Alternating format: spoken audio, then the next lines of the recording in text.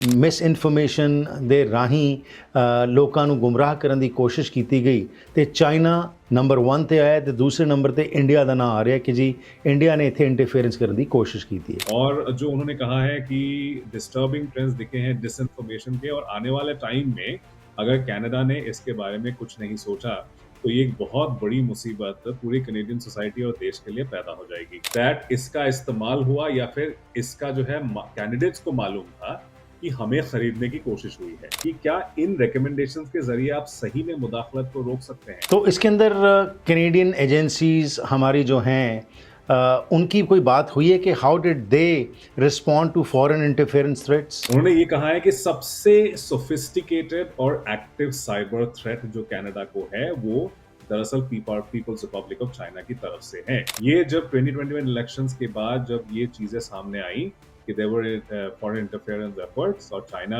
सबसे बड़ा इसमें गुनहगार था उनके मुताबिक। कनाडा क्या करेगा, कैसे करेगा, ये मतलब रिकमेंडेशंस है RPG, and she hopes that some of these will be picked up and implemented। क्योंकि जैसे कहा जा रहा था और सेकंड मोस्ट इंटरफेरेंट स्टेट कहा जा रहा है इंडिया को कनाडा के डेमोक्रेटिक इंस्टीट्यूशंस में इंटरफेयर करने का। So what do you think? और जैसे अब सरकार भी बदल सकती है अगर इलेक्शंस होती हैं, तो एक जो फाउंडेशन ले हो गया है, क्या नई सरकार से के आने के साथ भी क्या relations between India and Canada can improve or they will remain stalled as दे?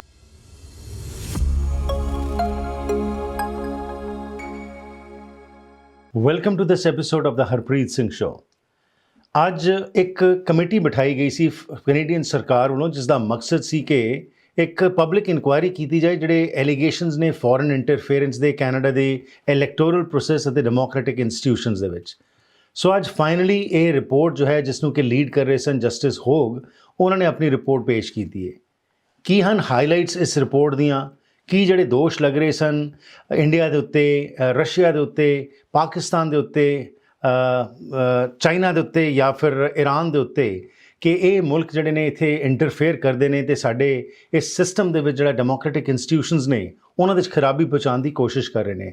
ਸੋ ਕੀ ਕੁਝ ਇਸ ਰਿਪੋਰਟ ਵਿੱਚ ਅੱਜ ਪੇਸ਼ ਕੀਤਾ ਗਿਆ ਹੈ, ਇਸ ਬਾਰੇ ਅਸੀਂ ਗੱਲਬਾਤ ਕਰਾਂਗੇ। ਅਤੇ ਮੇਰਾ ਸਾਥ ਦੇਣਗੇ ਮਨੀ ਮੁਕਟ ਸ਼ਰਮਾ ਜੀ, ਜਿਹੜੇ ਕਿ ਇੱਕ ਹਿਸਟੋਰੀਅਨ ਹੈਗੇ ਨੇ ਅਤੇ ਇੰਟਰਨੈਸ਼ਨਲ ਐਕਸਪਰਟ ਹੈਗੇ ਨੇ ਜੀ ਅਫੇਅਰਸ ਦੇ ਉੱਤੇ, ਇਹਨਾਂ ਦੀ ਕਾਫੀ ਮਹਾਰਤ ਹੈਗੀ ਹੈ। ਸੋ ਅੱਜ ਇਸ ਵਿਸ਼ੇ 'ਤੇ ਆਓ ਜਾਣਕਾਰੀ ਲੈਂਦੇ ਹਾਂ ਕਿ ਜਸਟਿਸ ਹੋਗ ਦੀ ਰਿਪੋर्ट ਨੇ ਕੀ ਜੋ ਕੁਝ ਪੇਸ਼ ਕੀਤਾ ਹੈ, ਉਸਦੇ ਕੀ ਰੈਮੀਫਿकेशंस, ਕੀ ਇੰਪਲੀकेशंस होंगे। मनी मुकर जी, वेलकम टू द प्रोग्राम। बहुत शुक्रिया हरप्रीत जी, आपने एक बार फिर से हमें न्योता दिया आने के लिए। Thank you. So diving deep into this report, ये जो आज रिपोर्ट आई है जी, क्या कोई सब्सटेंटिव इसमें से बाहर निकलता है या जैसे पहले जो एलिगेशंस लग रही थी वहीं तक ये सीमित रह जाता है? देखिए, इस रिपोर्ट में बीच में जो उन्होंने कहा है, एग्जीक्यूटिव समरी जो काफी सारे पेजेस में है पहले वॉल्यूम में, तो उसमें उन्होंने बीच में कहा है कि उनके इंक्वायरी कमीशन का रेमिट ट्रांसनेशनल रिप्रेशन को इन्वेस्टिगेट करना नहीं था, तो इसीलिए वहां पर वो डीप डाइव वहां पे नहीं हुआ है। और इससे पहले जो एक और समरी निकला था अभी पिछले हफ्ते की बात है, उसमें भी जो उन्होंने पब्लिक सबमिशंस जो हुए थे जो कुछ लोगों के, और वो ग्रुप्स में डिवाइडेड था कि ईरानियन डायस्पोरा, सिख डायस्पोरा और इन सब का, तो उन्होंने वहां पे भी वो लिखा था कि हमने कोई तफ्तीश तो नहीं की है, ये लोगों ने अपनी जबानी बताई है और उसी पर हम यकीन भी कर रहे हैं, हम फेस वैल्यू पे ले रहे हैं। तो वो कुछ डिस्क्लेमर्स लिखे हुए हैं, इस वाले रिपोर्ट में बहुत सारे डिस्क्लेमर्स हैं।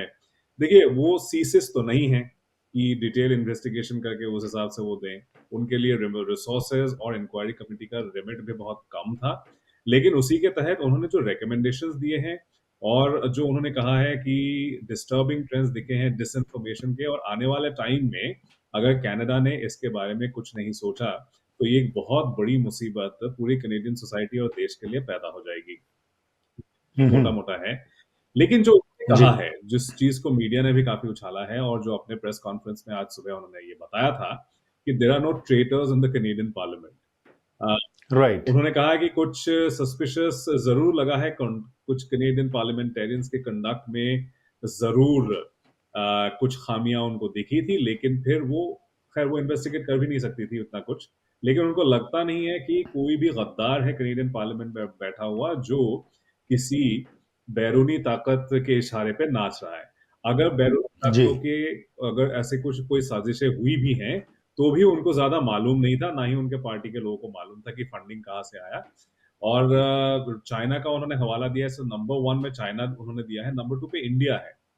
और जी। उन्होंने लिखा है कि कोशिशें हुई थी इलेक्टोरल प्रोसेस में मुदाखलत की, लेकिन क्या वो कोशिशें कामयाब हुई, ये कहा नहीं जा सकता। ऐसा कोई एविडेंस उनको दिखा नहीं, ना ही उनको ये एविडेंस दिखा कि उन लोगों को जिनको मैनिपुलेट करने की कोशिश शायद की गई थी या सपोर्ट करने की कोशिश शायद की गई थी, वो मैनिपुलेट हुए या उनको मालूम भी पड़ा कि ऐसी कोई कोशिश हो रही है, ये भी साफ तौर पे नहीं झलकता है। उन्होंने कहा कि ऐसा कोई एविडेंस हमें नहीं मिलता है। So, जो हम्म। आपका सवाल है क्या सब्सटैंटिव है? हाँ, डिटेल्स बहुत सारे हैं कि ये किया जा रहा है, वो किया जा रहा है। ऑनलाइन डिसइन्फॉर्मेशन की बात जो कही जा रही है, मीडिया स्पेसेस के जरिए जो बात कही जा रही है कि डिसइन्फॉर्मेशन फैल रहा है, मेरे ख्याल से सबसे ज्यादा इंपॉर्टेंट तो यही है हरप्रीत जी। दूसरी बात जो उन्होंने सिक्योरिटी क्लियरेंसेस की बात की है कि सरकार सिक्योरिटी क्लियरेंसेस सीसीज भी सारे पॉलिटिशियंस, ऑपोजिशन हो चाहे गवर्निंग पार्टी के हो, सबको सिक्योरिटी क्लियरेंसेस दें, ऐसा मैकेनिज्म तैयार किया जाए जिससे जो है वो आसानी से वो मिल सके और वो everybody is on the same page कि आपको मालूम हो। जी। तो यहाँ पर लिबरल पार्टी का इल्जाम कंजर्वेटिव लीडर पियर पॉलियव साहब से यही रहा है कि वो उन्होंने क्लियरेंस नहीं लिया। और जो एक और चीज उन्होंने कही है कि नए सिस्टम्स जो है हरप्रीत जी, ये जब 2021 इलेक्शंस के बाद जब ये चीजें सामने आई कि there were foreign interference efforts और चाइना सबसे बड़ा इसमें गुनहगार था उनके मुताबिक, तो उन्होंने नए सिस्टम्स लागू किए। जस्टिस ऑग ने कहा है कि उन्होंने ये सिस्टम्स क्या इफेक्टिव हैं वो तो टेस्ट नहीं किया है, सो शी डजंट नो, लेकिन वो उम्मीद करती हैं कि पुराने सिस्टम के मुकाबले ये नए सिस्टम जो लागू हैं वो असरदार साबित होंगे, लेकिन आने वाला वक्त ही बताएगा कि कितना असरदार होगा। रिकमेंडेशन जी। बियॉन्ड दैट आई थिंक एक मशवरा ही वो दे सकती हैं, ये सब्सटैंटिव मतलब जिसको आप ट्रायल पे लेकर के जाएंगे, अगर कभी ऐसा सोचते भी हैं, तो ऐसा तो कुछ नहीं दिखा मुझे रिपोर्ट में। राइट। सो बहुत सारी रिपोर्ट्स आती हैं जी, इंक्वायरीज होती हैं, उसके बाद ये रिपोर्ट्स निकलती हैं। पर जो पहले बातचीत चल रही थी, जैसे आपने कहा कि कोई एविडेंस नहीं मिला फॉरेन इंटरफेरेंस का, हमारे इलेक्शन के जो रिजल्ट्स थे उसके अंदर कुछ नज़र नहीं आता, या जो एलिगेशंस लगती रही हैं कि भाई बाकी मुल्क यहाँ पे अपने कारकरंदों से सिस्टम्स में खराबी करने की कोशिश कर रहे हैं।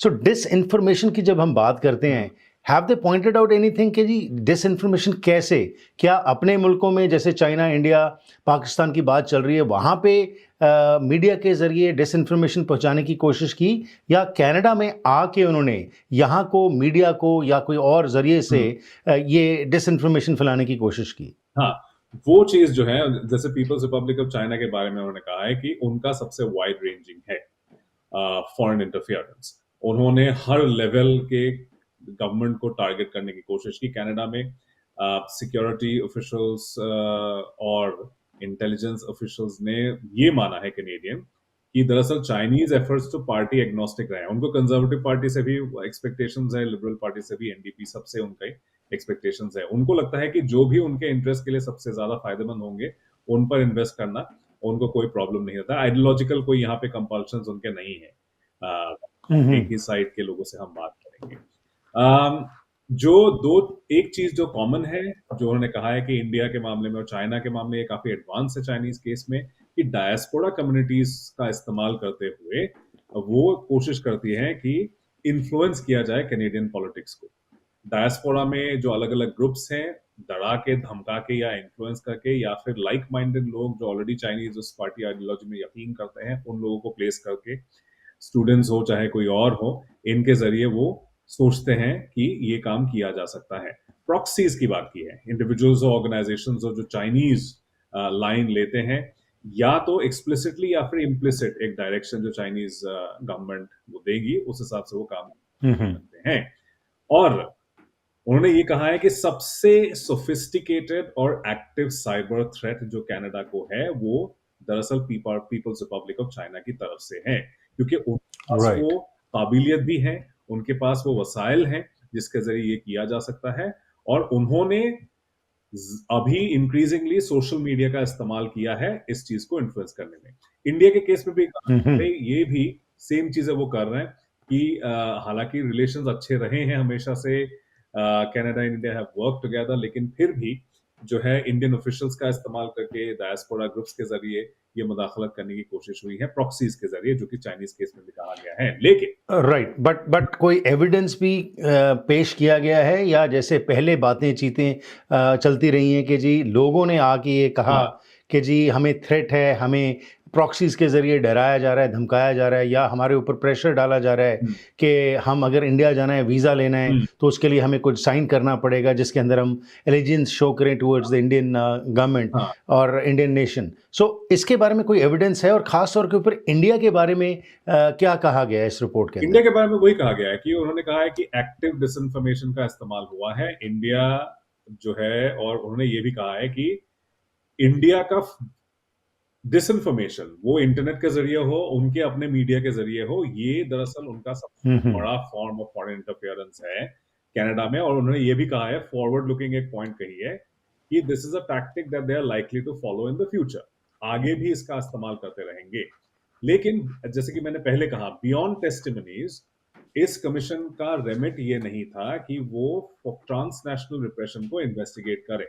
इसीलिए जिन लोगों ने जाकर के सबमिशंस दिए, उसके बेसिस पे ये जी। तैयार हुआ है। और उन्होंने कहा है कि एक के बाद एक लोग आकर के हमें जो बातें कह रहे थे इंडिया के बारे में, जो एलिजेड इंटरफेरेंस के बारे में, किस तरह से धमकाया जाता है, मजबूर किया जाता है, उससे हमें लगा कि ये काफी एक्टिवली और काफी अलग अलग लेवल्स पे ये चल रहा है। और आने वाले टाइम मीडिया, मतलब इंडियन मीडिया का जिक्र किया है। मीडिया में मतलब उन्होंने ये नहीं कहा कि कैनेडियन मीडिया का इस्तेमाल हो रहा है, लेकिन इंडियन मीडिया में वो अब इतना पावर तो है उनके पास कि वो ग्लोबली नैरेटिव्स को शेप कर सके। और इसीलिए उन्होंने जो पॉइंट कही है कि इससे हमें बचने की जरूरत है। हालांकि अपने ओवरऑल रिपोर्ट में सिर्फ इंडिया का नाम उन्होंने नहीं लिखा है, लेकिन उन्होंने ये जरूर कहा है जी। कि ये डिसइंफॉर्मेशन जो सोशल मीडिया, इंटरनेट और टेलीविजन मीडिया के जरिए होता है, ये कनाडा को राइट। कैनेडियन सोसाइटी में तफरीक पैदा कर सकते हैं, और कैनेडियंस यूज कर सकते हैं, गुमराह कर सकते हैं। इससे बचने के लिए मैकेनिज्म्स तैयार करने चाहिए कैनेडियन गवर्नमेंट को। जी। स्पेसिफिक तो क्या इंडियन मीडिया का जो ज़िक्र किया है, वर्किंग इन कनाडा ऑल्सो, या सिर्फ इंडिया में रहते हुए जो मीडिया है वो डिसइंफॉर्मेशन स्प्रेड कर रहा है? हाँ, क्योंकि मिसाल के तौर के ऊपर कुछ ही दिन पहले, तकरीबन 2 हफ्ते पहले एक खबर आई थी कि हरदीप सिंह निज्जर के जो कथित कातिल हैं उनको रिहा कर दिया गया है, हाँ, जबकि ये बात नहीं थी। बिल्कुल। और as a matter of fact ये अभी अब रिपोर्ट आई है अमेरिका से कि जी वहाँ पे गुरुद्वारों उसके अंदर रेड पड़ रहा है, जबकि ऐसा कुछ नहीं हुआ। सो वो इंडिया से ओरिजिनेट हुई थी खबरें। हम्म, तो इसके बारे में कुछ स्पेसिफिक इस रिपोर्ट में बात की गई है कि ये डिसइंफॉर्मेशन कहाँ पे हो रही है? जैसे आपने इंडियन मीडिया की बात की, सो सिटिंग इन कनाडा और Indian media in India only? नहीं, Indian media in India and their जो है एलाइज, या फिर जो ये हैंडल्स हैं सोशल मीडिया के, जो ये टॉकिंग पॉइंट्स को एम्पलीफाई कर रहे हैं, उनके बारे में बोला गया है। और कोई मतलब स्पेसिफिकली जैसे बोला गया है, जो एनएसआई सीओपी के रिपोर्ट्स के बारे में बात कही गई 2018 में, उन्होंने ये बोला था, प्राइम मिनिस्टर गए थे इंडिया में उस टाइम पर जो बातें हुई थी।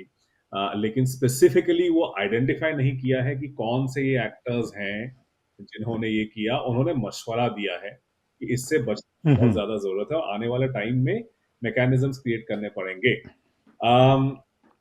रिपोर्ट दो हिस्सों में है हरप्रीत जी।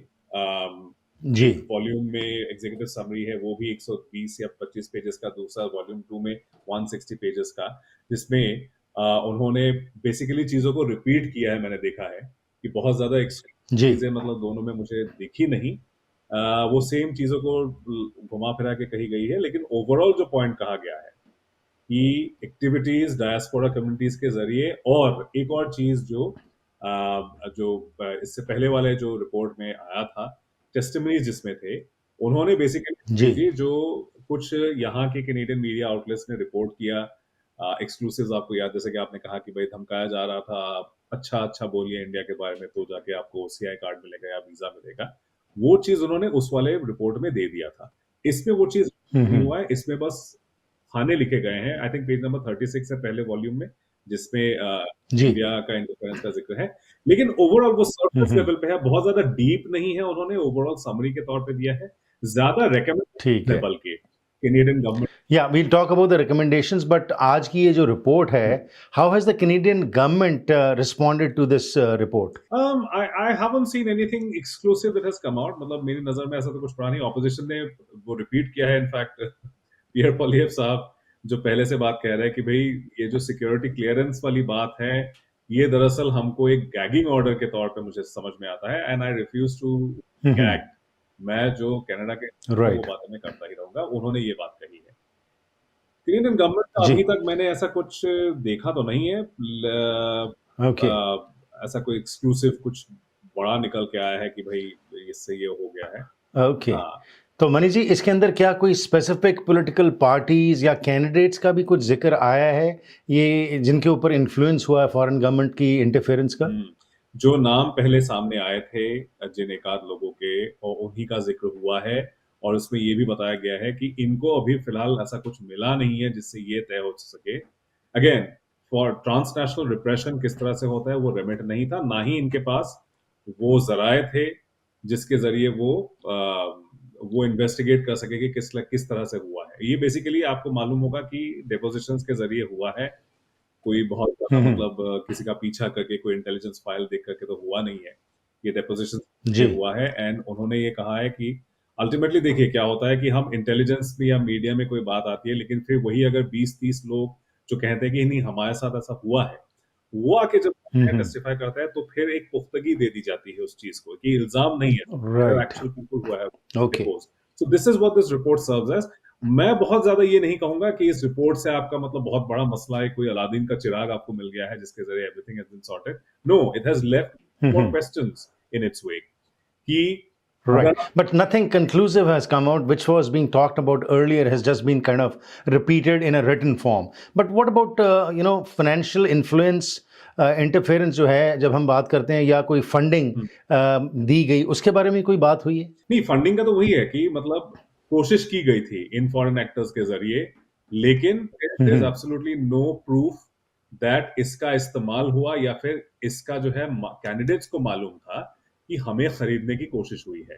उन्होंने बोला है कि हाँ, ये उन्होंने जरूर कहा है कि the conduct of some parliamentarians was questionable, लेकिन as of now she has not seen, justice Hogg has, commissioner Hogg has not seen any evidence जिससे ये उनको मालूम पड़े कि हाँ ये खरीदे गए। इसीलिए जाकर के उन्होंने बोला कि there are no traitors in Canadian parliament. In the Canadian parliament, right. लेकिन ओके। क्या तो इसके अंदर कैनेडियन एजेंसीज हमारी जो हैं, उनकी कोई बात हुई है कि how did they respond to foreign interference threats? हाँ, तो वही है जो मैकेनिज्म की बात कही गई है। मैकेनिज्म में उन्होंने बोला है कि there is much left to be desired, और इससे पहले जो मसाइल था, आई थिंक अबाउट 50 या 51 रिकमेंडेशंस दिए गए हैं आरपीजी, तो बहुत लंबी चौड़ी जी। ये report by the way public domain पे अवेलेबल है, लोग देख सकते हैं। लेकिन जो मोटा मोटा बताऊंगा कि उन्होंने कहा है कि जो लीडरशिप रेस है पार्टीज के या जो नॉमिनेशन रेसेस हैं, वही लोग वोट डालें जो सिटीजन्स हैं या तो परमानेंट रेजिडेंट्स हैं, कोई और ना डाले। राइट। उन्होंने बोला कि these are ways to ensure कि फॉरेन इंटरफेरेंस जो है मिनिमम होता है। हालांकि I am not very convinced, मैं बताऊंगा क्यों। दूसरा कि पॉलिटिकल पार्टीज अपने मेंबरान से डिक्लेरेशंस लें कि उनका स्टेटस क्या है, क्या वो परमानेंट रेजिडेंट्स हैं या कैनेडियन सिटीजन्स हैं। कह रही है कि कनाडा इलेक्शंस एक्ट को बहाल किया जाए, हर दौर में हर एक इलेक्शन में इसको लागू किया जाए, सिर्फ इलेक्शंस के दौरान नहीं लेकिन लीडरशिप रेसेस में भी, क्योंकि इल्जाम तो लगा था कि कंजर्वेटिव पार्टी के लीडरशिप रेस में कोशिश की गई थी एक को हटाने की और पियर पोलिएव साहब को जो है प्रमोट करने की। यही आपको याद होगा, जो है ब्रैम्पटन के mayor, he is like Patrick Brown ji, बिल्कुल नॉन ग्राटा टाइप के हो गए हैं इंडियन कौंसिल। तो ये उन्होंने कहा है कि सिर्फ लीडरशिप इलेक्शंस में ही नहीं, लीडरशिप रेसेस में भी कनाडा इलेक्शंस एक्ट को लागू किया जाए। दूसरा कि लीडरशिप नॉमिनेशंस जो है, elections Canada even for party races, party elections भी जो इलेक्शंस कनाडा के साथ रजिस्टर हो और सारे कैंडिडेट जाकर के रजिस्टर करें, उसके बाद ये प्रोसेस आगे बढ़े। और अपने सारे financial returns even in party leadership races elections Canada को जाए। उन्होंने कुछ ये मतलब मोटा मोटा जो मुझे लगा इंपॉर्टेंट है, ये पार्टी रिफॉर्म्स जो है लीडरशिप रेसेस को रिफॉर्म करने की बात है, बिकॉज अल्टीमेटली फियर तो खतरा तो इसी से है ना कि अगर आपके कैंडिडेट कॉम्प्रोमाइज हो जाते हैं तो वहां पे मसला है। लेकिन हरप्रीत जी, यहाँ पे एक बात जरूर है कि क्या इन रिकमेंडेशंस के जरिए आप सही में मुदाखलत को रोक सकते हैं? फर्ज कीजिए एब्सोल्युटली, ये सवाल बड़ा एक अच्छा आपने रेज़ किया। मैं एक छोटी-सी ब्रेक लूँगा, वापस आके इसी सवाल का मैं आपसे जवाब लूँगा कि क्या इस रिपोर्ट में कुछ की शॉर्टकमिंग्स जो हैं, उसको भी आइडेंटिफ़ाई किया गया है, जिसके ज़रिए सरकार जो है उनके ऊपर काम कर सकती है? और जो सवाल आपने रेज़ किया, सो कुछ ही पलों तक वापस आते हैं और आपसे इसका जवाब लेते हैं। ਸੋ ਦੱਸ ਦਈਏ ਜੀ ਕਿ ਅੱਜ ਦਾ ਇਹ ਪ੍ਰੋਗਰਾਮ ਤੁਹਾਡੇ ਤੱਕ ਪਹੁੰਚਾਇਆ ਜਾ ਰਿਹਾ ਹੈ ਏਐਮਸੀ ਇੰਸ਼ੋਰੈਂਸ ਦੇ ਸਹਿਯੋਗ ਦੇ ਨਾਲ। ਇਹਨਾਂ ਦੀਆਂ 11 ਬ੍ਰਾਂਚਸ ਨੇ ਲੋਅਰ ਮੇਨਲੈਂਡ ਵਿੱਚ, ਹਫਤੇ ਦੇ 7 ਦਿਨ ਖੁੱਲੇ ਰਹਿੰਦੇ ਨੇ। ਤੋ ਇੰਸ਼ੋਰੈਂਸ ਸੰਬੰਧੀ ਕੋਈ ਵੀ ਜਾਣਕਾਰੀ ਲੈਣੀ ਹੋਏ ਤਾਂ ਤੁਸੀਂ ਇਹਨਾਂ ਨੂੰ ਸੰਪਰਕ ਕਰ ਸਕਦੇ ਹੋ 604 507 6666 604 507 6666। ਸਾਡੇ ਅਗਲੇ ਸਹਿਯੋਗੀ ਹਨ ਅਗਨੀਹੋਤਰੀ ਇਮੀਗ੍ਰੇਸ਼ਨ ਸੰਬੰਧੀ ਕੋਈ ਵੀ ਗੱਲਬਾਤ ਕਰਨੀ ਹੋਏ ਤਾਂ ਗੱਲ ਕਰ ਸਕਦੇ ਹੋ ਤੁਸੀਂ ਨੀਰਾ ਅਗਨੀਹੋਤਰੀ ਨਾਲ। 2006 ਤੋਂ ਸਰਟੀਫਾਈਡ ਇਮੀਗ੍ਰੇਸ਼ਨ ਕੰਸਲਟੈਂਟ ਵਜੋਂ ਇਹ ਕੰਮ ਕਰ ਰਹੇ ਨੇ। ऑनेस्ट ਤੇ ਰਿਲਾਇਬਲ ਇਨਫੋਰਮੇਸ਼ਨ ਦੇਣ ਦਾ ਵਾਅਦਾ ਕਰਦੇ ਨੇ। 604 597 2284 604 597 2284 ਤੇ ਸੰਪਰਕ ਕਰ ਸਕਦੇ ਹੋ। ਤੇ ਸਾਡੇ ਅਗਲੇ ਸਹਿਯੋਗੀ ਹਨ ਬਸੰਤ ਮੋਟਰਸ। ਗੱਡੀਆਂ ਫਾਈਨੈਂਸ ਕਰਾਉਣੀਆਂ ਨੇ ਜਾਂ ਲੀਜ਼ ਕਰਾਉਣੀਆਂ ਨੇ ਤੇ ਇਹਨਾਂ ਕੋਲ ਬਹੁਤ ਵੱਡਾ ਸ਼ੋਰੂਮ ਹੈ ਜਿੱਥੇ ਹਰ ਕਿਸਮ ਦੀ ਗੱਡੀ ਤੁਹਾਨੂੰ ਮਿਲ ਸਕਦੀ ਹੈ ਵਧੀਆ ਰੇਟਸ ਦੇ ਉੱਤੇ। 6045727880 604 572 7880 ਤੇ ਨਾਲ ਸੰਪਰਕ ਕਰ ਸਕਦੇ ਹੋ। ਮਨੀ ਮੁਕਟ ਸ਼ਰਮਾ ਜੀ ਸਾਡੇ ਨਾਲ ਸ਼ਾਮਲ ਨੇ ਜੀ। ਇੰਟਰਨੈਸ਼ਨਲ ਅਫੇਅਰਸ ਦੇ ਐਕਸਪਰਟ ਨੇ, ਹਿਸਟੋਰੀਅਨ ਹੈਗੇ ਨੇ ਅਤੇ ਅੱਜ ਦਾ ਵਿਸ਼ਾ ਜੋ ਕਿ ਅੱਜ ਰਿਪੋਰਟ ਕੱਢੀ ਗਈ ਜਸਟਿਕ ਹੋਗ ਵੱਲੋਂ, ਜੋ ਪਬਲਿਕ ਇਨਕੁਆਇਰੀ ਲਾਂਚ ਕੀਤੀ ਗਈ ਸੀ ਕੈਨੇਡੀਅਨ ਸਰਕਾਰ ਵੱਲੋਂ ਕਿ ਫੋਰਨ ਇੰਟਰਫੇਰੈਂਸ ਹੋ ਰਹੀ ਹੈ ਸਾਡੀ ਡੈਮੋਕ੍ਰੈਟਿਕ ਇੰਸਟੀਟਿਊਸ਼ਨਸ ਦੇ ਵਿੱਚ ਤੇ ਸਾਡੇ ਇਲੈਕਟੋਰਲ ਪ੍ਰੋਸੈਸ ਵਿੱਚ, ਉਸ ਬਾਰੇ ਇਹਨਾਂ ਨੇ ਜੋ ਰਿਕਮੈਂਡੇਸ਼ਨਸ ਦੇ ਬਾਰੇ ਹੁਣ ਅਸੀਂ ਗੱਲ ਕਰਾਂਗੇ, ਪਰ ਜੋ ਮੁੱਖ ਤੌਰ ਤੇ ਹਾਈਲਾਈਟਸ ਹਨ ਇਸ ਰਿਪੋਰਟ ਦੀਆਂ ਉਹਦੇ ਬਾਰੇ ਗੱਲਬਾਤ ਕੀਤੀ ਹੈ। ਸੋ ਪਹਿਲੀ ਗੱਲ ਤਾਂ ਇਹ ਸਾਬਤ ਹੋ ਰਹੀ ਜੀ ਕਿ ਕੋਈ ਸਟਰੋਂਗ ਐਵੀਡੈਂਸ ਨਹੀਂ, ਇਹ ਇਨਕੁਆਇਰੀ ਚੱਲੀ ਤੇ ਜਿਸ ਤਰ੍ਹਾਂ ਇਹਨਾਂ ਨੇ ਕਿਹਾ ਕਿ ਇਹ ਮਿਸ ਇਨਫੋਰਮੇਸ਼ਨ ਦੇ ਰਾਹੀਂ ਲੋਕਾਂ ਨੂੰ ਗੁੰਮਰਾਹ ਕਰਨ ਦੀ ਕੋਸ਼ਿਸ਼ ਕੀਤੀ ਗਈ ਤੇ ਚਾਈਨਾ ਨੰਬਰ 1 ਤੇ ਆਇਆ ਤੇ ਦੂਸਰੇ ਨੰਬਰ ਤੇ ਇੰਡੀਆ ਦਾ ਨਾਂ ਆ ਰਿਹਾ ਕਿ ਜੀ इंडिया ने इतने इंटरफेरेंस करने की कोशिश की थी। सो कुछ शॉर्ट कमिंग्स की मैं जो बात कर रहा था और जो सवाल आपने रेज़ किया उसके बारे में क्या कहना चाहेंगे? नहीं, इसमें जैसे एक मशवरा जो मैं तो इलेक्शंस के बारे में बात कर रहा था, जो सीसीस को जो रिकमेंडेशन दिए गए हैं, एक शॉर्ट कमिंग जो जस्टिस ऑफ को लगा, जो इंटेलिजेंस के हवाले से अगर हम बात करें कि लोग जो हैं इंटेलिजेंस शेयर कर रहे हैं, लेकिन क्या एकदम टॉप तक पहुंच रहा है? क्या उनको ब्रीफ किया गया है प्रॉपर्ली? क्या प्राइम मिनिस्टर को बताया गया है या ग्लोबल अफेयर्स मिनिस्टर को बताया गया है कि ये इंटेलिजेंस का मतलब ये है? क्या सारे धागे जोड़ करके सीसीस ने ये काम किया है?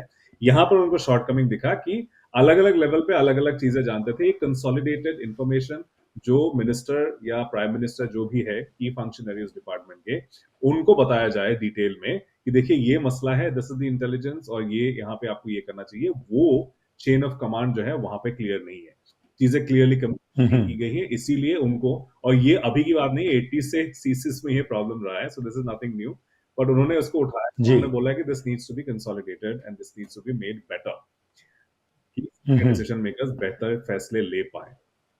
रेगुलर इंटेलिजेंस, जीसीएस और बाकी पुलिस, आरसीएमपी, इन सब का जो है तालमेल होना चाहिए, वो भी उन्होंने कहा है, वो भी उनको लगा लैकिंग है। नए सिस्टम में शी इज होपिंग कि ये सब सुलझ जाएंगे। मेरा जो मुझे दिखा है, क्योंकि यहाँ पे देखिए अभी भी इस चीज को फेस वैल्यू पे लिया गया है, क्या पीआर होल्डर्स या कैनेडियन सिटीजन्स अगर डिक्लेयर कर देते हैं कि देखिए मैं यहाँ का शहरी हूँ, मैं यहाँ पे आके मैंने ये किया है, मेरे फाइनेंसेस ये हैं, इसके बावजूद उनका इंटेग्रिटी कॉम्प्रोमाइज हो सकता है हरप्रीत, जो मुझे लगता है। आई एम नॉट सेइंग कि मैं किसी बेसिस रिपोर्ट के बेसिस पे मैंने राइट, या उनका इंटेग्रिटी कॉम्प्रोमाइज हो सकता है, वो किसी फॉरेन गवर्नमेंट के लिए काम कर सकते हैं, उस चीज को रोकना बड़ा मुश्किल है मेरे ख्याल से। लेकिन उस हिसाब से क्या बैकग्राउंड चेक्स ज्यादा बेहतर होने चाहिए? बाद भी you can never know who becomes a spy, who doesn't, नहीं? तो एब्सोल्युटली रिकमेंडेशंस बेहतर कर सकते हैं फॉर श्योर, लेकिन आई थिंक जो एक मेन मुद्दा है, क्योंकि पहले शुरू के 1 या 4 या 5 पॉइंट जो है बेसिकली वो इंटेलिजेंस को बेहतर करने की बात कर रहे हैं। यही प्रॉब्लम जी एयर इंडिया बॉम्बिंग्स में भी था। उस टाइम पे भी किम बोलन ने जो किताब लिखी है उसमें ये साफ झलकता है कि Canadian intelligence connect the dots. Same thing is happening over here all over again इतने सालों बाद। तो क्या बदला? Right, should we be hopeful? कुछ नहीं बदला। सो इसका मतलब यही है कि जी 85 के बाद जो कुछ हुआ वो आज भी वो इंक्वायरी ही हुई, लेकिन उसके अंदर कुछ सब्सटैंटिव जो है बाहर नहीं निकला। अच्छा, क्या रिकमेंडेशंस के अंदर मनी मुकुट जी क्या ये बात कही गई है कनाडा को कि उसको इंट्रोड्यूस करने चाहिए कुछ स्ट्रॉन्गर लॉज जिसके साथ क्रिमिनलाइज किए जाए फॉरेन इंटरफेरेंस? मैंने हरप्रीत जी लॉज का स्पेसिफिकली मैंने देखा नहीं है। these are all hmm, regulations. I don't think she's in fact talking about वो जो Canada Elections Act के बारे में उन्होंने बोला है. Privy जी Council को inform करना चाहिए. Intelligence needs to get its act together. But penalize करने का political parties registration करे, foreign actors को register किया जाए, lobby groups को वगैरह वगैरह बोला गया है. साइबर सिक्योरिटी को बेटर परफॉर्म करना चाहिए, लेकिन स्पेसिफिक लॉज के बारे में मुझे दिखा नहीं. आई राइट सीन इट रिपोर्टेड. हो सकता है इसमें कुछ जी मेरी नजर में नहीं है, बिकॉज अभी आया ही है आज सुबह. प्रोहिबिशन जी है जो अगेन कनाडा इलेक्शंस एक्ट के तहत थर्ड पार्टी जी फाइनेंसिंग पर नजर डालनी चाहिए. ये इंपॉर्टेंट उन्होंने कहा है कि चीफ इलेक्टोरल ऑफिसर को इस पर ठीक नजर देना चाहिए. अदरवाइज पीनलाइजेशन हम्म, करने का मैंने देखा नहीं है. मीडिया लिटरेसी को बेहतर करने की जरूरत है. ये चीज उन्होंने जरूर कहा है. कि जी आपको रिकग्नाइज करना चाहिए कि कहाँ पे मिस इन्फॉर्मेशन फैल रहा है और कौन से एक्टर्स हैं जो ऐसा करते हैं. इसीलिए डिजिटल एंड मीडिया लिटरेसी को, और यही उन्होंने अपने प्रेसर में भी कहा है. तो दिस इज रिकमेंडेशन ठीक 47 और 48 जो उन्होंने कहा है. ओके लेकिन कोई penalised And Manimukherjee, did the report reveal any failures in transparency by the government regarding foreign interference? yes it does. It's ultimately it is a state का फेलियर है ना, कि मतलब अगर इंटेलिजेंस हम्म, चीजों को नहीं कम्युनिकेट किया, मंत्री जी को मालूम नहीं पड़ा और क्या इंपॉर्टेंट था, किस चीज पर बोलना था, कहाँ इस फाइल को फॉरवर्ड करना था, कि अलग अलग लेवल पे अलग अलग लोगों को अलग अलग चीजें मालूम थी, पूरा एक कंसोलिडेटेड इन्फॉर्मेशन नहीं मालूम था. सो this is definitely of the hmm government. और कनाडा मतलब कनाडा सॉफ्ट पावर है, बड़ा पावर है, मिडिल पावर है, ये सब चीजें नहीं लिखी है. उन्होंने सिर्फ और सिर्फ रिकमेंडेशन जी ध्यान दिया है. यहाँ पर ये मसला उनको दिखा है, यहाँ पर ये हो सकते हैं, these could be corrective measures. Beyond that Canada क्या करेगा, कैसे करेगा, ये मतलब रिकमेंडेशंस है RPG, and she hopes that some of these will be picked up and implemented. implemented. और government So to sum it up, अगर हम बात करें जी जी जी तो अगर सम अप करें इसको, जो हमने बातचीत की है जी, कि ये रिपोर्ट को आप किस नज़रिए से देखते हैं और इसका क्या इम्पैक्ट पड़ेगा आने वाले समय में? क्या सरकार इन रिकमेंडेशंस को कुछ मैंडेटरी बनाने में आपको लगता है चाहवान होगी, या it will be just another report inquiry and then it will get burdened or just be under the files? देखिए Harpreet ji, I think current government के पास तो मेरे ख्याल से बहुत ज्यादा टाइम नहीं है इस चीज को इम्प्लीमेंट करने के लिए. और ये बेसिकली मुझे लगता है कि ये एडवाइजरी रोल ही है इस रिपोर्ट का. इससे ज्यादा I am not expecting too much. Shortcomings बहुत सारे हैं इसमें. फॉर इंस्टेंस आप देखिए, मीडिया लिटरेसी डेवलप करने की बात कर रहे हैं और बोल रहे हैं कि इंग्लिश मीडिया और फ्रेंच मीडिया में जो है तालमेल बेटर होना चाहिए, एक दूसरे के लैंग्वेजेस समझे. जबकि अगर इंटरनेट हो रहा है तो आपको चाइनीज मीडिया में मैंडरिन में, हिंदी मीडिया में इंडिया में हो रहा है, ईरान में पर्शियन मीडिया है, रशिया में रशियन मीडिया है. इन लैंग्वेजेस के बारे में बात करना था. इंग्लिश और फ्रेंच सीख करके फिर आप फॉरेन मीडिया आउटलेट्स को कैसे पढ़ पाएंगे? तो यहाँ पर ये सब शॉर्ट कमिंग्स हैं, जिससे मुझे लगता है कि इस रिपोर्ट को एक लेवल से आगे मुझे लगता नहीं कि बहुत ज्यादा इसका शेल्फ लाइफ बहुत बड़ा होगा. हाँ, इसको रेफर किया जाएगा आने वाला टाइम. इससे बेहतर रिपोर्ट राइट बनेंगे हरप्रीत जी. और ये इंटेलिजेंस वाले रिपोर्ट बेहतर होते हैं. यहाँ पे बहुत सारी चीजें इनके साथ भी नहीं शेयर की गई हैं, because this is a public commission of inquiry. It has limited access. जी लेकिन उन्होंने बस मशवरा दिया है कि ये करिए, वो करिए. और गवर्नमेंट की जिम्मेदारी यहाँ तक है कि आपने सबको कॉन्फिडेंस में लेकर के चलना है. गवर्नमेंट एजेंसीज की राइट ऑपोजिशन को भी बताइए. ऐसा नहीं है कि गवर्नमेंट जाकर के फिर अटैक करे और बोले कि पियर पोलियो साहब ने क्लियरेंस नहीं लिया पार्लियामेंट में, ट्रूडो साहब और पियर साहब के साथ जो तू मैं में, वो सब ना हो.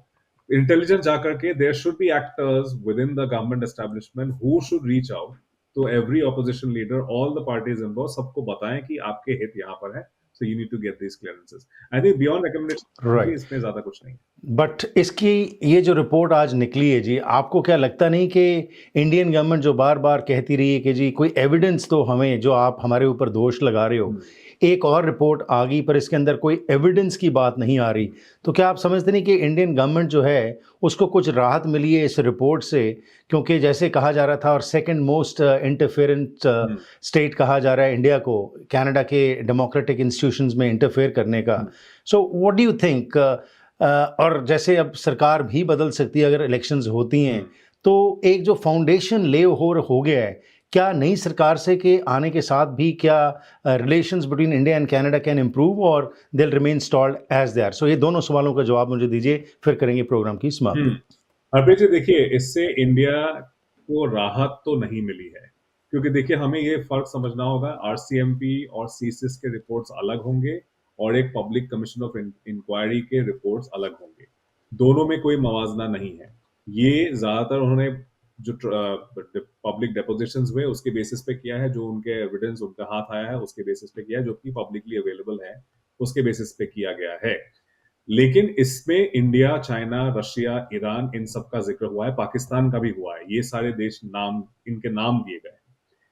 अलग अलग लेवल पे इनके अलग अलग मेडलिंग हो रहा है, लेकिन these are countries of concern, ये क्लियरली बोला गया है। सो मुझे नहीं लगता है कि इंडिया कोई राहत की सांस लेगा। हाँ, इंडियन मीडिया की तरफ से, इंडियन गवर्नमेंट की तरफ से शायद बोला जाएगा, नकारा जाएगा, तो इस चीज को एम्पलीफाई किया जाएगा, बढ़ा चढ़ा के बोला जाएगा, देखिए कुछ नहीं निकला, खोदा पहाड़ निकला चूहा, इस टाइप का जो है लैंग्वेज इस्तेमाल होता है।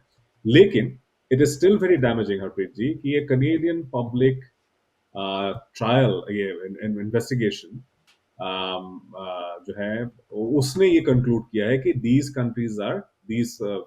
Mention countries are countries of concern. तो ये किसी को राहत नहीं दे रहा है। दूसरी बात आपने कहा कि क्या एस्टैब्लिशमेंट को कुछ फर्क पड़ेगा इस चीज से।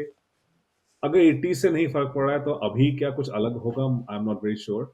गवर्नमेंट, अगर दूसरी अगर गवर्नमेंट आती है हरप्रीत जी, मुझे लगता नहीं है कि अगर कोई इंडिया में देख करके ये आपका प्रोग्राम देख रहा है वो बड़ा खुश हो रहा है कि देखिए सरकार बदल जाएगी, कंजर्वेटिव की गवर्नमेंट आ जाएगी तो कुछ बदल जाएगा। आई डोंट थिंक सो, क्योंकि ये कनेडियन इंटरेस्ट जहां पर होंगे, कनेडियंस विल एक्ट टुगेदर। आपको फेवर करेंगे, जी। आपके लोगों को प्रमोट करेंगे, ऐसा तो नहीं होगा। सो ये कंट्रीज ऑफ कंसर्न बना रहेगा। इंडिया के लिए ये खराब न्यूज है, क्योंकि ऑलरेडी निज्जर को लेकर के जो चीजें हो रही है उस इन्वेस्टिगेशन में आप पर ये खतरा है। चाइना को तो चलिए उसको केयर भी नहीं वो करता है, क्योंकि वो इतना बड़ा मैन्युफैक्चरिंग पावर है। इंडिया के पास अपने इमेज के अलावा कुछ नहीं है फिलहाल। तो अगर वो ही जी। उस पे ही दाग लग जाता है तो फिर इट बिकम्स वेरी डिफिकल्ट। और आप देख रहे हैं कि एनआरआईज और अभी इंडियंस को अमेरिका से भी निकालने की बात कर रहा है। तो ये सब चीजें हो जी। रिलेटेड चीजें हरप्रीत जी, इंडियन ओरिजिन लोगों के लिए ये खतरनाक साबित हो सकता है। लेकिन मैं ये भी साथ में जोड़ दूं, अभी तक आपको कोट अनकोट मॉडल माइनॉरिटी आप कंट्रीब्यूट करते हैं, you are quietly building this country, इस तरह से देखा जाता था। इस रिपोर्ट के डिटेल्स आने के बाद एक इमेज में दाग तो लग गया है। Indian immigrants, there is a very real chance कि हमको अनडिजायरेबल्स के तौर पे देखा जाए, और वो मेरे ख्याल से बहुत अफसोसनाक होगा अगर आगे बात बढ़ती है तो। राइट। तो आपने बहुत सारी रिपोर्ट्स पढ़ी हैं जी, इंक्वायरीज होती हैं। अगर मैं कहूं कि इन अ नटशेल आपने इसको डिस्क्राइब करना हो तो कैसे आप इसको डिस्क्राइब करेंगे? मैं ये कहूंगा कि it created a lot of anticipation लेकिन अल्टीमेटली शायद जो मुझे एक चीज मतलब हेडलाइन के लिए तो मजेदार पॉइंट है कि there are no traitors in the Canadian parliament. आपने वो किस तरह पे कंक्लूड किया, लेकिन वो जो उसमें मुझे थोड़ा सा कम दिखा है। अगर वाकई में ये बात है तो फिर बहुत सारा पॉलिटिक्स भी कोलैप्स हो जाता है इस बात के साथ। लेकिन ऐसे राइट। कमीशन ऑफ इंक्वायरी में न्यूज पॉइंट्स तो बनते हैं हरप्रीत जी, लेकिन क्या रियल पॉलिसी चेंजेस होंगे, क्या इंटरनेशनल डिप्लोमेसी पर इसका कोई असर पड़ेगा? I don't think so. I don't think Chinese are going to change, I don't think the Indians are going to change. ये सब कुछ नहीं करेगा, मुझे नहीं लगता है। लेकिन चलिए, दिल बहलाने के लिए ख्याल अच्छा है। जी, बहुत शुक्रिया आपका समय निकाल के इस इशू के ऊपर अपना पर्सपेक्टिव देने के लिए और ये रिपोर्ट के बारे में बात करने। Thank you for your time. बहुत शुक्रिया जी, ऑलवेज अ प्लेजर। सो ਇਹ ਸਨ ਜੀ ਮਨੀ ਮੁਕਟ ਸ਼ਰਮਾ ਜੀ, ਤੇ ਜੋ ਇਹਨਾਂ ਨੇ ਗੱਲਬਾਤ ਕੀਤੀ ਹੈਗੀ ਹੈ ਕਿ ਦਿਲ ਬਹਿਲਾने के लिए ये अच्छी बात है, वो वाली ਗੱਲ ਹੈਗੀ ਹੈ ਕਿ ਇਸ ਰਿਪੋਰਟ ਨੇ ਜੋ ਪਹਿਲਾਂ ਗੱਲਾਂ ਚੱਲ ਰਹੀਆਂ ਸੀ ਉਹੀ ਚੀਜ਼ ਨੂੰ ਪੇਸ਼ ਕੀਤਾ ਹੈ। ਕੋਈ ਸਬਸਟੈਂਟਿਵ, ਕੋਈ ਨਵੀਂ ਚੀਜ਼ ਜਿਹੜੀ ਹੈਗੀ ਹੈ ਇਸ ਰਿਪੋਰਟ ਵਿੱਚ ਨਹੀਂ ਆਈ। ਪਰ ਕੀ ਹੁਣ ਸਰਕਾਰ ਜਿਹੜੀ ਵੀ ਹੁਣ ਹੈਗੀ ਹੈ ਜਾਂ ਅੱਗੇ ਆਂਦੀ ਹੈ, ਕੀ ਉਹ ਰਿਕਮੈਂਡੇਸ਼ਨਸ ਉੱਤੇ ਕੁਝ ਕੰਮ ਕਰੇਗੀ ਤੇ ਉਸ ਦਾ ਕੋਈ ਅਸਰ ਪਏਗਾ? ਉਹ ਟਰਾਂਸਪੇਰੈਂਸੀ ਦੇ ਜਿਹੜਾ ਅਸੀਂ ਜ਼ਿਕਰ ਕਰਨੇ ਆ ਕਿ 85 ਬੋmbਿੰਗ ਤੋਂ ਬਾਅਦ ਵੀ ਜਿਹੜੀ ਇਨਕੁਆਇਰੀ ਬਿਠਾਈ ਗਈ ਉਹ ਵੀ ਡਸਟ ਖਾ ਰਹੀ ਹੈਗੀ ਹੈ, ਤੇ ਹੁਣ ਇਹ ਵੀ ਇਨਕੁਆਇਰੀ ਦੇ ਉੱਤੇ ਕੋਈ ਕੰਮ ਹੋਏਗਾ, ਕੁਝ ਇੰਪਲੀਮੈਂਟ ਕੀਤਾ ਜਾਏਗਾ ਜਾਂ ਸਿਰਫ ਇਹ ਫਾਈਲ ਤੱਕ ਹੀ ਸੀਮਤ ਰਹਿ ਜਾਏਗੀ? ਇਹ ਸਮਾਂ ਹੀ ਦੱਸੇਗਾ। ਸਮਾਂ ਕੱਢ ਕੇ ਪ੍ਰੋਗਰਾਮ ਵਿੱਚ ਤੁਹਾਡਾ ਸਭ ਦਾ ਸ਼ਾਮਲ ਹੋਣ ਲਈ ਬਹੁਤ ਬਹੁਤ ਧੰਨਵਾਦ। ਪ੍ਰੋਗਰਾਮ ਦੀ ਕਰਦੇ ਇੱਥੇ ਹੀ ਸਮਾਪਤੀ। ਨਾਲ ਹੀ ਦੱਸਦੀ ਅਸੀਂ ਸਾਡੇ ਬਾਕੀ ਦੇ ਸਪਾਂਸਰਸ ਸੁਖੀਬਾਦ ਮੋਟਰਸ ਅਤੇ ਟਰੱਕ ਸੈਂਟਰ ਵੱਲੋਂ ਇਹ ਪ੍ਰੋਗਰਾਮ ਤੁਹਾਡੇ ਤੱਕ ਪਹੁੰਚਾਇਆ ਜਾਂਦਾ ਹੈ। ਟਰੱਕ ਗੱਡੀਆਂ ਜਾਂ ਟਰੱਕਸ ਲੈਣੇ ਨੇ ਤਾਂ ਪਹੁੰਚੋ ਇਹਨਾਂ ਦੇ ਕੋਲ, ਵਧੀਆ ਰੇਟਸ 'ਤੇ ਤੁਹਾਨੂੰ ਇਹ ਦੇਣਗੇ ਗੱਡੀਆਂ। 604 580 1000 604 580 1000 'ਤੇ ਸੰਪਰਕ ਕਰ ਸਕਦੇ ਹੋ। ਸਾਡੇ ਅਗਲੇ ਸਹਿਯੋਗੀ ਹਨ ਭਰਤ ਜਿਊਲਰਸ। ਗਹਿਣੇ ਲੈਣੇ ਨੇ ਵਧੀਆ ਰੇਟਸ 'ਤੇ ਤਾਂ ਪਾਇਲ ਬਿਜ਼ਨਸ ਸੈਂਟਰ ਸਰੀ ਵਿੱਚ ਪਹੁੰਚੋ, ਜਿੱਥੇ ਇਹਨਾਂ ਦਾ ਬਹੁਤ ਵੱਡਾ ਸ਼ੋਰੂਮ ਹੈ। ਵਧੀਆ ਰੇਟਸ 'ਤੇ ਗਹਿਣੇ ਖਰੀਦ ਸਕਦੇ ਹੋ। 604 593 11 11 604 593 1111 ਇਹਨਾਂ ਦਾ ਫੋਨ ਨੰਬਰ ਹੈ। ਤੇ ਸਾਡੇ ਅਗਲੇ ਸਹਿਯੋਗੀ ਹਨ SK ਹੋਮ ਡਿਜ਼ਾਈਨਸ। ਘਰ ਹੈ ਨਵਾਂ ਜਾਂ ਪੁਰਾਣਾ ਤਾਂ ਉਸ ਨੂੰ ਦੇਣਾ ਚਾਹੁੰਦੇ ਹੋ ਨਵੀਂ ਦਿੱਖ ਤਾਂ ਸੰਪਰਕ ਕਰੋ ਸੰਦੀਪ ਕੌਰ ਨਾਲ। ਇਹਨਾਂ ਕੋਲ 35 ਸਾਲ ਤੋਂ ਵੱਧ ਦਾ ਤਜਰਬਾ ਹੈ ਐਜ਼ ਐਨ ਇੰਟੀਰੀਅਰ ਡਿਜ਼ਾਈਨਰ। ਤੁਹਾਨੂੰ ਸਹੀ ਮਸ਼ਵਰਾ ਦੇਣਗੇ ਤੇ ਤੁਹਾਡੇ ਘਰ ਨੂੰ ਨਵੀਂ ਦਿੱਖ ਦੇਣਗੇ। 604 825 9295 604 825 9295 ਤੇ ਗੱਲਬਾਤ ਕਰ ਸਕਦੇ ਹੋ। ਪ੍ਰੋਗਰਾਮ ਦੀ ਇੱਥੇ ਹੀ ਸਮਾਪਤੀ ਹੈ। ਐਂਡ ਆਫ ਕੋਰਸ ਮੇਰੇ ਨਾਲ ਸੰਪਰਕ ਕਰਨਾ ਹੋਏ ਤਾਂ 604 603 7555 604 603 7555 ਤੇ WhatsApp ਰਾਹੀਂ ਸੰਪਰਕ ਕਰ ਸਕਦੇ ਹੋ ਜਾਂ ਫਿਰ ਈਮੇਲ ਕਰੋ harpreetsingh@gmail.com। ਲੈਣਾ ਆ ਗਿਆ, ਫਿਰ ਮੁਲਾਕਾਤ ਕਰਾਂਗੇ। Have a wonderful day.